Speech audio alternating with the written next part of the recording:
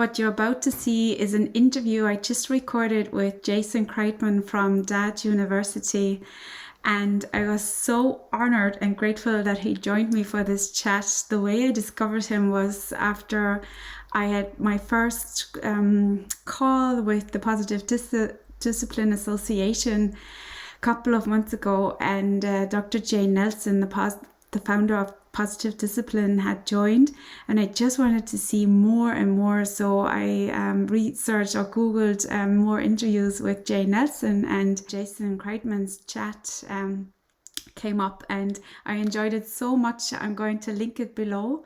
And I reached out to Jason. What you will hear in this conversation is some real good insights that are interesting for fathers and mothers alike to hear.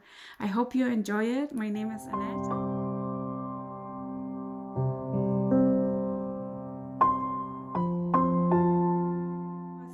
What I was so impressed with, when you interviewed Jane, was when Jane said things that I heard before, but I this time heard it from a different perspective. I heard Jane Nelson say things from a perspective about significance and belonging, where thanks to your video, I got such a deep understanding about some sibling conflict that I was pondering about at the time, So good.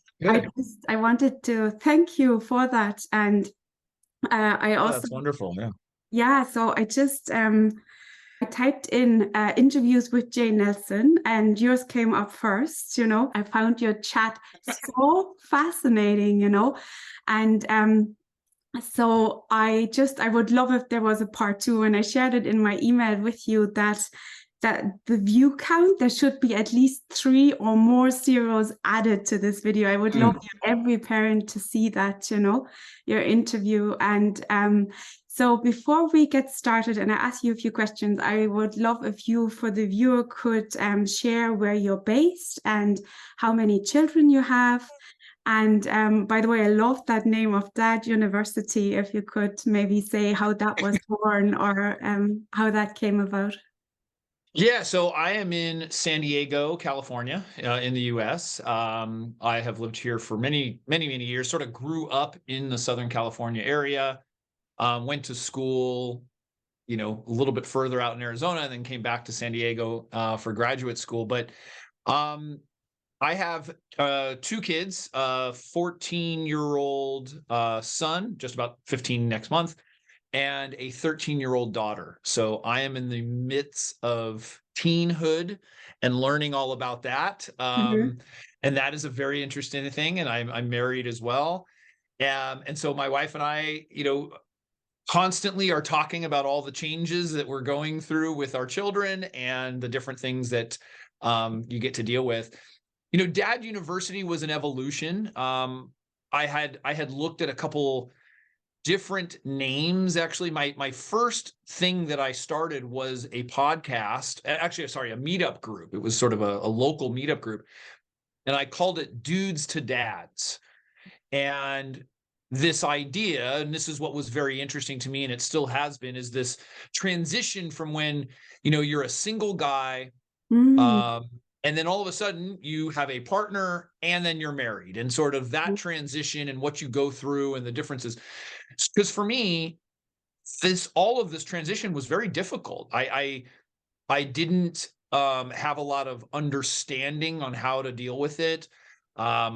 Although I was parented well, and had great relationships with my parents, the specifics and the techniques and the communication and such, I felt like sort of lost. And that's how this all came about, is really just a desire to not only help myself, but of course help others, and know that there are men that are going to be going through the same thing. It's consistently new men coming up with children and partners. And so yeah, I started it with this idea that maybe there's some other people that need this help too. And then at the same time, my own journey of learning about communication, learning about discipline, learning about sort of the mental aspects of parenting.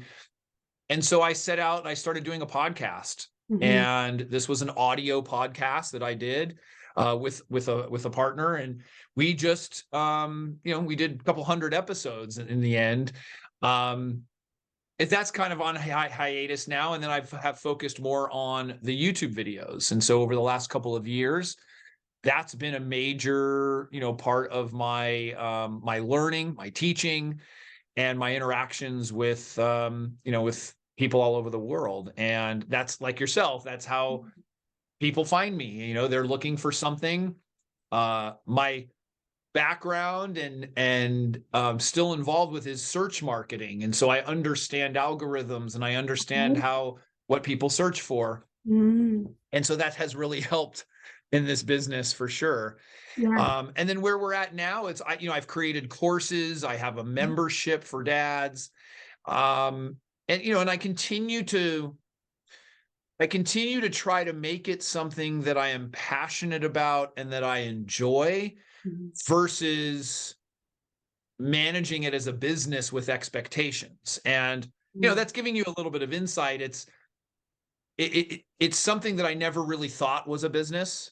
I Okay. never intended it to be a business. Mm-hmm. And then it became a business. And so the difficulty, and this is me being, really candid, is like to not care so much about the views and to not care about how many people are signing up as a result of something happening. And Mm-hmm. because what I did is I found myself, as I started building this business, I started feeling myself getting away from the true meaning of what this all was. And really, how many people watched this video? Mm-hmm. How many people signed up from this email? And the truth is, that's not why I did this. Yeah. And so I've tried to manage that, and I've tried to manage my time, having family time, having business Mm-hmm. time, having all of that. So it's been a great ride. Yeah. It's been interesting. But then and I get to talk to people like yourself who are doing similar work, and it's Mm-hmm. great. I always enjoy having these conversations. So And isn't that such an interesting process? Before I get into my first question, that we get to work through this, while our children, and my firstborn turned 13 last month, while we get to experience that ourselves with the likes and, seeing how social media works, and then kind of guiding our children now through this, right? And you made an yeah, interesting. we've been and I think I might be sort of on the extreme end of Mhm. not liking social media, Mhm. not liking phones, not Yeah, liking, I'm and my wife and I feel pretty similar, and so we're sort of in cohesion with that. yeah. My children did not get their phones until 13, and Mhm. that was a big deal for everybody around. Like, we just had a conversation with someone, they're like, "How did you last until 13?" And Exactly, we yeah. just felt really, really strongly to wait. And, Mhm. the same with social media, the same with that. And so navigating teens it is certainly interesting. And what this does is allows us to go through that process before I can say, hey, this worked, this didn't Yeah, work, exactly, yeah. or this is what I'm going through now. Because even much of the advice and some of the things that I say regarding, when the children are young and what you're going through, I didn't do it perfectly. Mhm. And that's Yeah, part of my discussion is, okay, if I would have done this better, how could I have done this? And so I'm candid about that. I'm open about it. It's like I'm a recovering yeller. I was getting upset and yeah, angry and yelling, yeah. and I just learned how to do things differently. And so that has Mhm. helped me. It has helped my spouse. It's helped my children. Um, and, and the hope is that we have created wonderful human beings. They're going to make mistakes. They're going to Yeah, have challenges, but in the end, you hope that, they're good people and they're contributing members to society. That's what we yeah. hope. And So.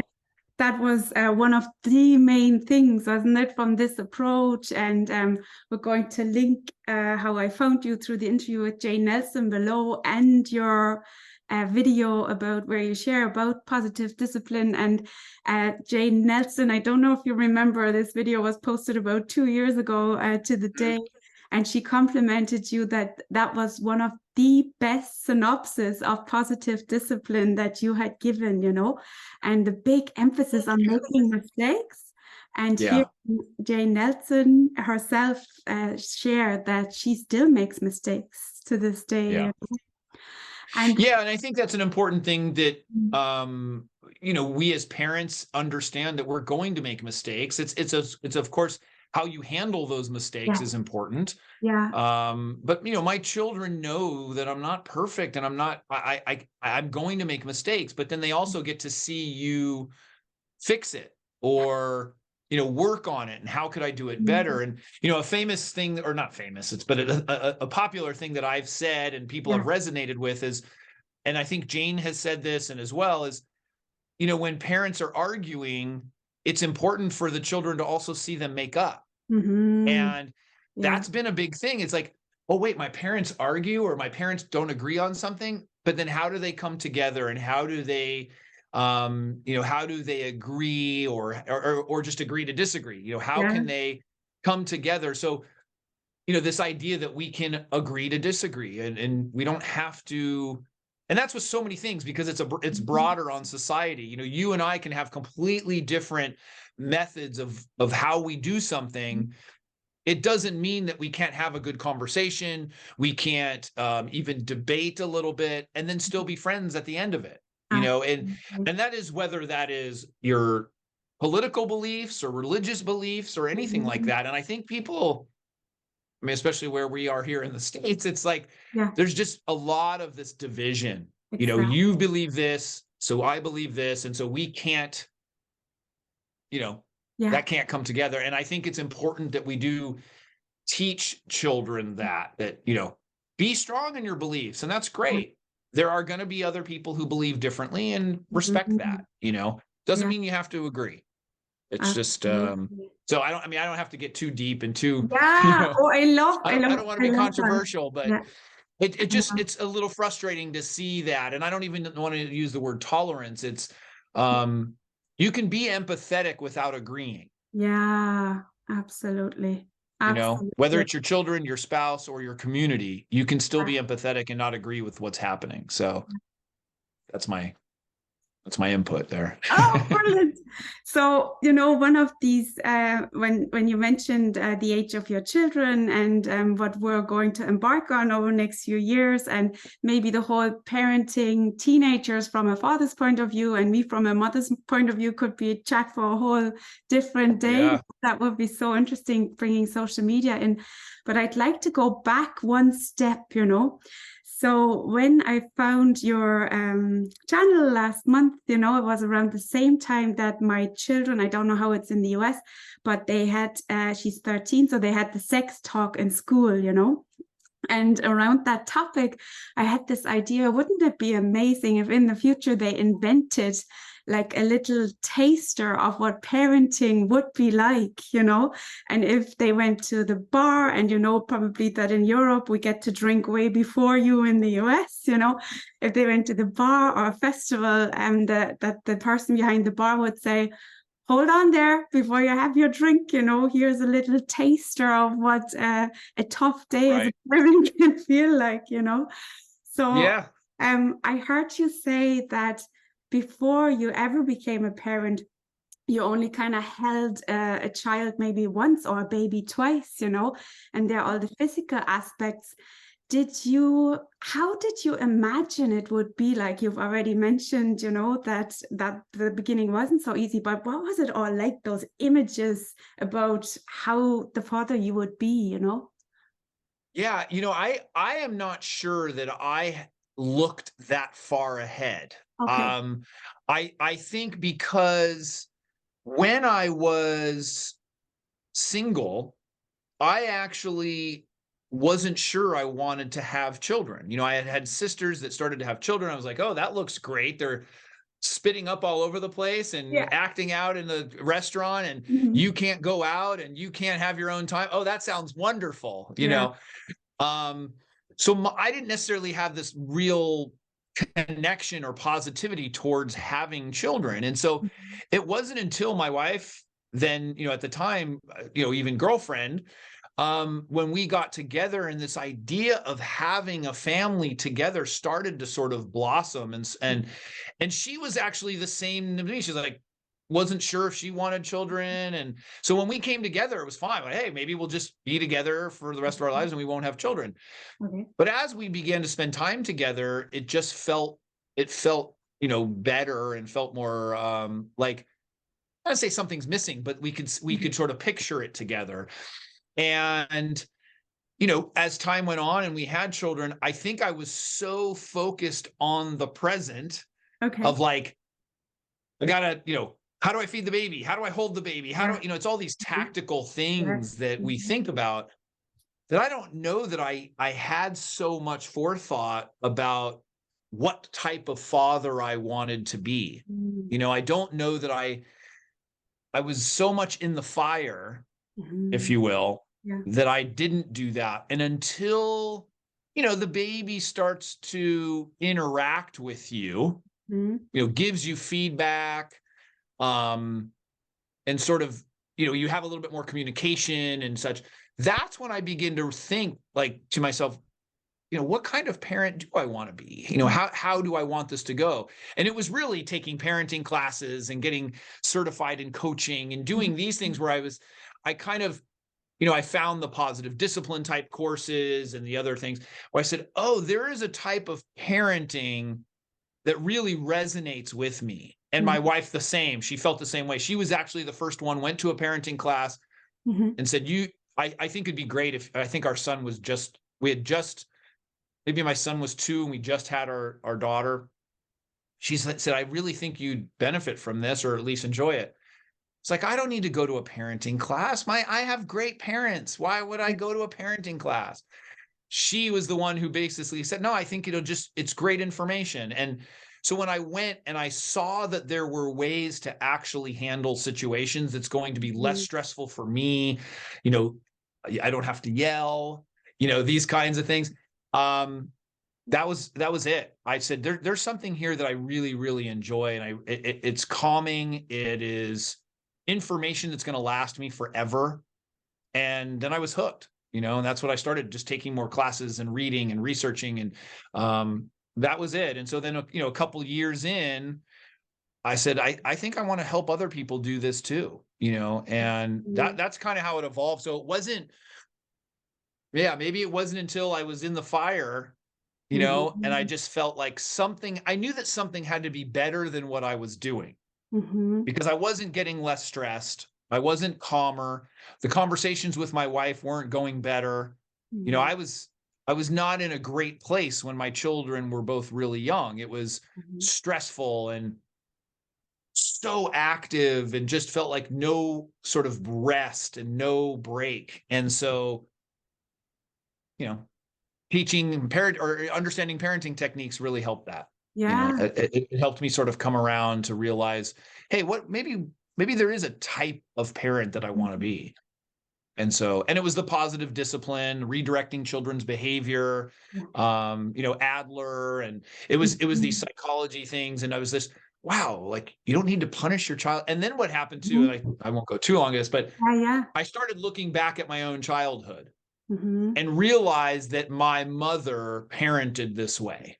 Mm. And Okay. so that, where other children got in trouble, we talked about it, Mhm. you know, where other children were just maybe given rewards, we were saying, hey, this is how it is, and Mhm. talked about it, So there was a lot that I look back at now, that understanding, without my mother really understanding necessarily, you know, although she did read a lot of books about parenting. So I, Okay. I can't say that, but maybe it just wasn't called that at the time, or such. But a lot of the techniques were how I was raised. And I'd always looked very fondly upon how I was raised. I always felt very Mhm. good about that, and Yeah. had great relationship with my parents. So it wasn't like, oh, my parents did this, so I want to make sure I don't do Yeah. that. Like A me, lot of I people want to feel that way. do everything differently. that was my thing. And that also came across when you were speaking with Jane Nelson, you know, how well that influence was by your mother not raising you in a very permissive way, just maybe because you're a boy and you knew you were saying, you know, how to not mix the white and the red when you got to whatever that stage. Wow, you studied that one. You got all that. Yeah, that was That's a good. good impression because I majorly so I actually separated from my children's father last year. And by the way, absolute brilliant episode you made on co-parenting. I think they're the golden rules for Thank you. how to co-parent, you know. And that really got me thinking last year. I made an episode and I called it Who's Raising These Men? And I took some accountability on how I was raising my daughter a bit differently to my son, you know, on the more permissive side.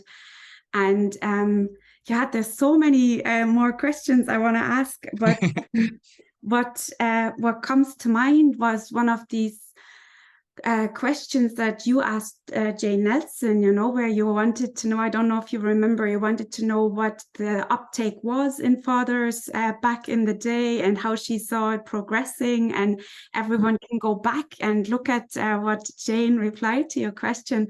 But when you asked the question, there was something I heard that I would like to hear a bit more on, you know. So you said that for fathers, or something that I'm just paraphrasing, that that for fathers to get involved, you know, it's not maybe painful enough yet, or the reward isn't enough, you know. And what we mean by that, just for anybody who's viewing this, is what I also heard you say in another interview or a clip of yours, Jason, is that the idea what you want to help fathers with, please correct me if I'm wrong, is that you want to teach them strategies, you know, to have like mental and emotional well-being for themselves and for their child. So do you remember what I'm referring to? Yes. Yes, very, very much so. I, you know, having, which I had mentioned, of understanding search, meaning like demand for information, that, you know, men aren't searching as much as females are, or women are, about these topics. You know, how can I do this to my child? You know, in general, women search for these topics more than men. In addition, but and also trying to make sense of why that is. And so, you know, whether it is more that mothers tend to be, it doesn't mean that men are absolutely capable of it, but it tends to be that in most societies, the women are more nurturing, spend more time with the children and such. There is a shift. You know, in fact, I'm part of, I was a sponsor of the stay-at-home dad conference, you know, and seeing all of these men who it's the traditional role reversal.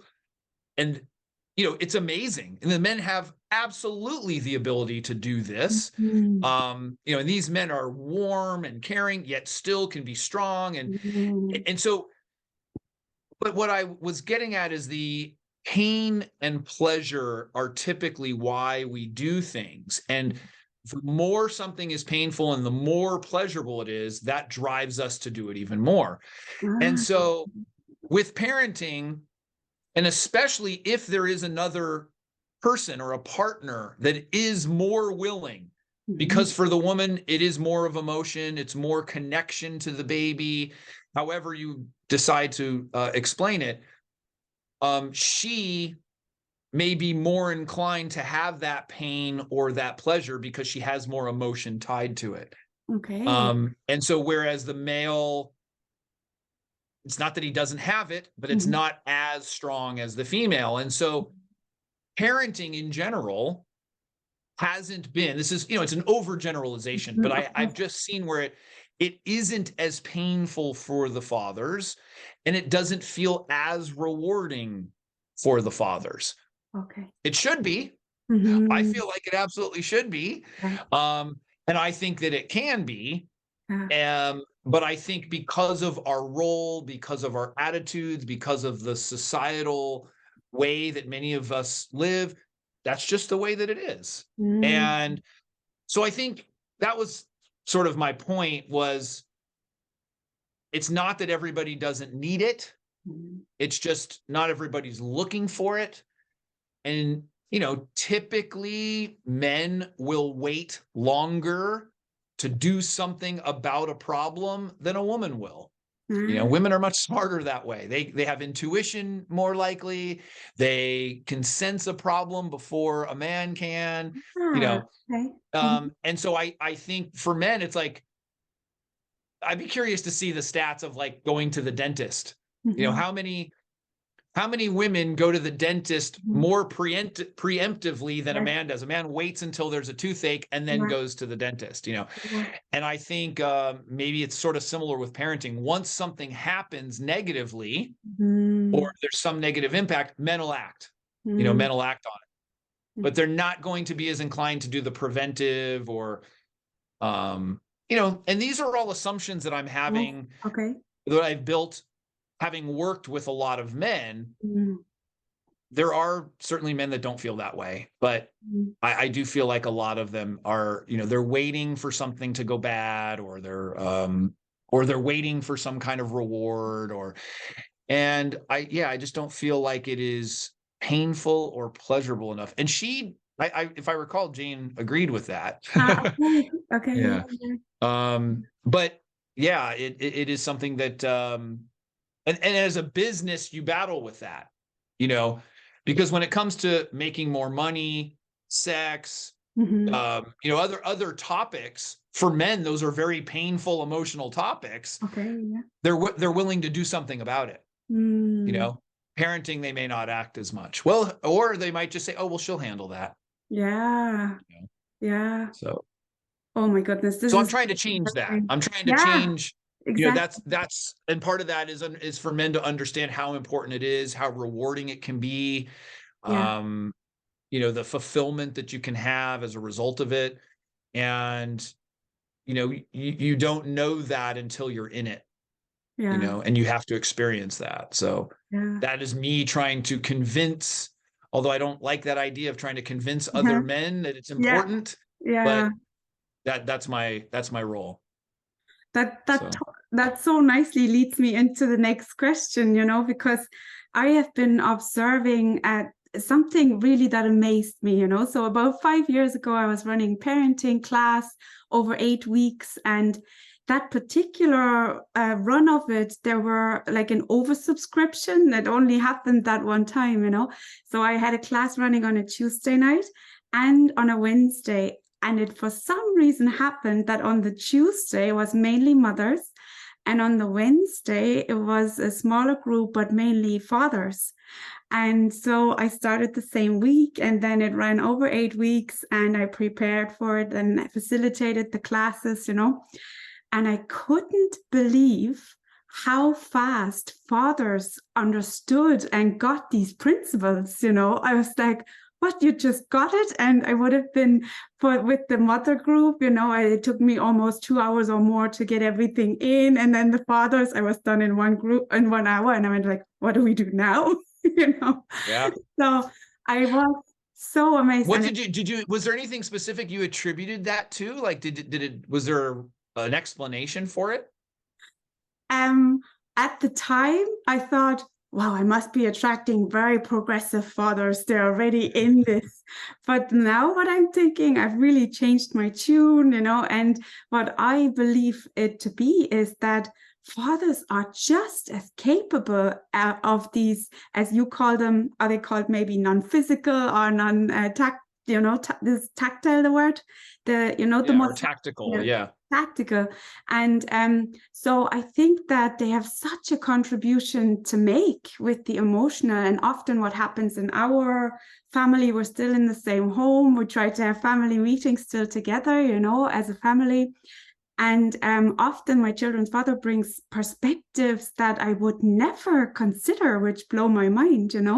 So, and the reason why we're talking today is because it is Father's Day in Ireland this Sunday. So I would love to hear, and you've already shared a little bit, But what has been your experience for fathers you've worked with, how they benefit from, and you do such a beautiful description of what empathy really is. If I can just share that here, for Sure. example, Yeah. that you've got one of your trending videos, of one of many, I'd say, is the advice to give to when your partner is having a child, and she maybe has Yeah. morning sickness, and you describe to how the partner shouldn't say to the expecting mother, you'll get over it, a few more days, it'll feel Right. better, And in positive discipline, we would call this invalidating feelings, so that the other Right. then feels like, oh my God, my feelings are wrong, And you so beautifully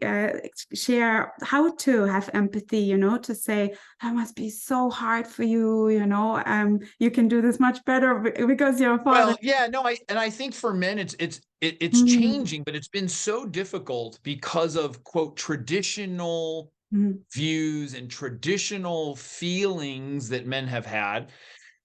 And so what happens is this idea, and I mean, I think too, there are men that are not this, but we feel like that we have to be so strong. mhm, And as a result of that, doesn't allow us to then have the other emotions and the other feelings. And we also kind of shut out to learning those new things. And I think what happens is, as when you have a child, you're sort of forced to learn new things. I mean, mm, and the way that I put it for a lot of men is learning these, you can call them, character traits, or the mental aspects of mhm, parenting really helps yourself. mm. And you know having an ego, we want to help ourselves, we want to Yeah. feel good.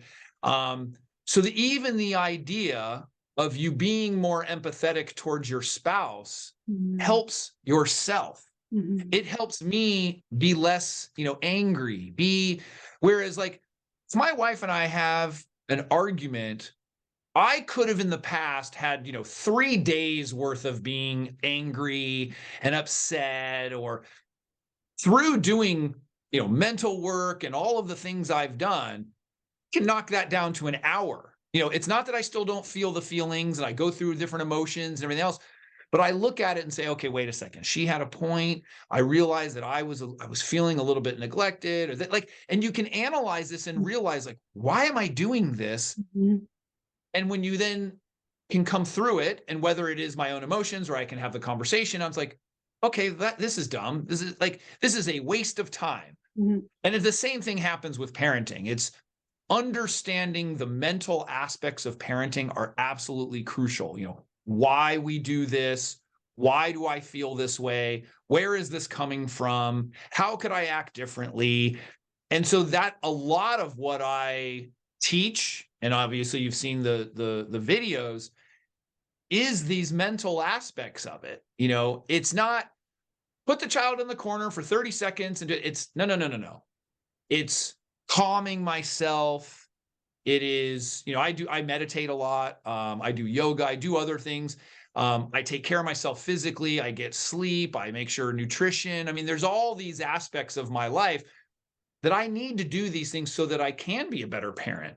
yeah, And so I think, to make a long or a short story long, I just think that these mental aspects of it have allowed me to be a better version of me, mhm, and that's what I'm trying to teach. And that's why, for these men, I think it's really, really important that they will feel better by mhm, learning these techniques, and by being a better man, and by being more understanding to their spouse, and to, like, it just makes things easier. mhm, It makes things calmer, it makes things more peaceful. And it's been great for myself. It's mhm. worked.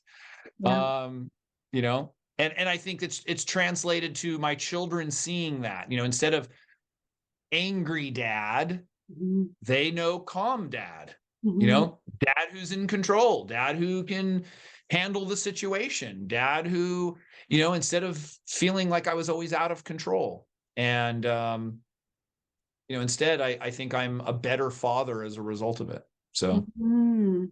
Oh my goodness. I hope a lot of fathers and mothers hear that, because my last question would really be, um, um, what your advice is for mothers, how they can help, because my latest client has shared that all these we call them skills or tools, and you call them strategies and techniques. So she is using them with her partner at home. So first of all, the children then hear that, and it encourages, simply by using the tool of encouragement on their partners, that then they feel it's such a difference whether we encourage our partners or criticize them, right? And whether they want to maybe follow our style of parenting. So I would love to hear, what are your thoughts of how mothers can help, fathers to. Yeah, well, I think the dynamic is really important to focus on the positive. I think you just mentioned that of it's similar to with your children when a woman sees their partner do something positive, make a big deal about it, Mm-hmm. or be express gratitude about it, even if because I think a lot of times we just expect that something should be done. I'll give you a simple example is like, he takes out the trash. Well, he always takes out the trash and he's supposed to take out the trash. It's his job. But if, right, it's your job. I did this, you did that, Yeah, but yeah, if she said, you know what? Thank you so much for taking out the trash. The fact that you do that on a daily basis it's really appreciated. yeah. When a man feels appreciated, actually, it's Mhm. when anybody feels appreciated, Yeah, there is nothing that they won't do for the other person. yeah. And my wife, as an example, and I'm conscious of this. She does laundry. She basically does all the laundry. And Mm, just yesterday, or last night, I'm always amazed that there's clean clothes that come. And I said to her, I said, thank you so much for mm, doing this. I appreciate this. mm, And as a result of it, she doesn't mind doing it. mm, There are then the tasks that I do and that she compliments me in those ways. Like, thank you so much. I was helping her with some scanning and faxing, or not faxing, but emailing some things. mm, She was so appreciative of it. mm. I was like, okay, well, do you need me to do it again? Like, Yeah, and it's the same thing with our children. So I think the appreciation, the gratitude, when something is negative, try to minimize the focus of that, yeah. Without um, blame and shame, right? without blame and shame. And then I think another big one is that there is more than one right way to do things. Oh, I love that. So Mhm. when it comes to the children and, let's say it's a baby and he dresses the baby in a Mm, weird way, yeah. do not criticize the way that he did it. Mhm. He's not going to do it again if Yeah. it's criticized. So, or, I mean, these are small examples, but like, the way that he loads the dishwasher, or like we get criticized on things and instead it may not be your way, Mhm. but that doesn't mean that it's not right. Yeah. And, I think as a spouse, we both have to do that, is understand and say, listen, it's not the way I would have done it, Yeah. you know, but I still really, and you don't have to, don't say that, but, it just, you might think it, don't Mhm. say it, but instead appreciate what, your spouses do for you. Mhm. And I think that goes a real long way and just thinking about that appreciation is something that because like as Father's Day, that's what Father's Day is. It's like, it's Mhm. this day to appreciate the father, Yeah. and the truth is that we all deserve to be appreciated all the time. Mm, Appreciation is a very, very inexpensive, yeah. easy tool to use, Yeah. and it is so powerful. Mhm. And I just don't think that we are as appreciative as we should be, and that is something that can go a really long way. So if I think for a wife that it's not just Father's Day, and it's really expressing that to him, or understanding what his love language is, if Yeah. it's acts of service or if it's a gift or Mhm. it's physical touch or whatever, really appreciating and understanding, that. I mean, like we were driving and my wife put her hand on the back of my neck and just like massaged my neck. That was like, it was so valuable for me because I value physical touch Yeah. that, something like that. I said to her, I was like, wow, thank you so much. That felt so nice. Mhm. Your touch of Mhm. that. She was like, oh, like, it wasn't a big deal to her. Yeah. But in that moment, to me, it was a really big deal. And I think that, um, I think we have to think like that a little bit more, and I'm guilty too. I mean, I need to think more like that of how can I be more appreciative of Mm, the things that are done and around the house or at work or all of that. And I think a lot of us lack that appreciation. So it's gratitude, practicing gratitude. absolutely. And then asking also, isn't it? I got into this habit more, especially now our children becoming teenagers, to offer if they want to hear our advice and our opinion. That's really powerful. And giving them the choice to say, no, I'm good, thank you. You know. Yeah. Yeah, I've learned that one. I learned that one with my wife too. I was Mr. Advice, always had the right answers, always Mhm. had, and the truth is nobody wants to hear it. Nobody wants to, if they do want to hear it, like you said, they will ask. And so I have asked that question now where I say, do you want advice or do you just want me to listen? Oh, I love that. And Yeah. Mhm. 9 out of 10 times it's just listen. So That's exactly um, it. yeah, and so And I listen, you know? that's exactly what I wanted to achieve with this our conversation, I wanted your advice, I wanted to hear what it is from a father, and you've answered so many of these questions, especially about this, let's say, call it the pain threshold or something, and and my ideal is really that so I finished with this quote. It was in my timer app. I practice also meditation, so you might Yeah, use the same app and we saw that today. So it says here, life is not a problem to be solved, it is a reality to be experienced. So it's wonderful. it Yeah. sounds good, but then I thought, yeah, but what if it's not? What if it's both? What if it's a problem to be solved and a reality to be experienced? And that's what I'm learning from this Adlerian approach. The firm and the kind. And I always compare the firm and kind to the masculine and feminine. So we've got a father and a mother here, and it's like it's this father, the male energy, and we have both energies within us, right? So Right. it's holding the space, and like I was thinking during meditation today, this what is this, the feminine holding the space? Is it maybe when we were in the cave and the women stayed more behind and the men were forward and out and hunting, and but to have them both and not to try to now think, oh, the male is worse or the whatever, the female is worse, that there's space for both those elements. What are your Yeah, final? no, absolutely. I think for me, trying to solve problems all the time though is very tiring. Yeah, And yeah. it takes a lot out of you, and it also it's not always it's very rarely necessary, Mm, and I think that's maybe some of the point of that, of where we spend a tremendous amount of energy on trying to solve problems that don't need to be solved, you mm, know? yeah, And sometimes listening is the answer. yeah, that's it. Yeah. Absolutely. And listening to ourselves, right? Yeah. Yeah. Well, I talk a lot, so I'd be like, okay, stop, stop talking. To yourself, Jason. Yeah, to myself. So I love it. All right.